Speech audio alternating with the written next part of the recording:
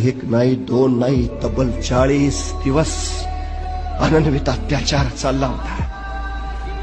अरे बोकड सोलावं असं संभाजींचं कातडं सोलून काढलं, त्याच्यावर मिठाचं पाणी टाकलं, सर्व यातनांचा जाळ जाळ झाला नुसता. कुणीतरी यायचं गुडघ्याच्या वाट्या काढून न्यायचं, कुणीतरी यायचं हाताची बोट छाटायचं, कुणीतरी यायचं तलवारीच्या पात्यानं मांसाचे लगदे कापायचं, कुत्र्या गिधाडांना खाऊ घालायचं.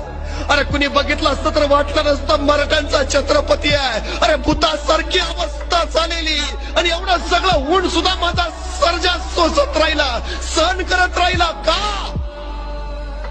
आपण शिवछत्रपतींचे पुत्र आहोत.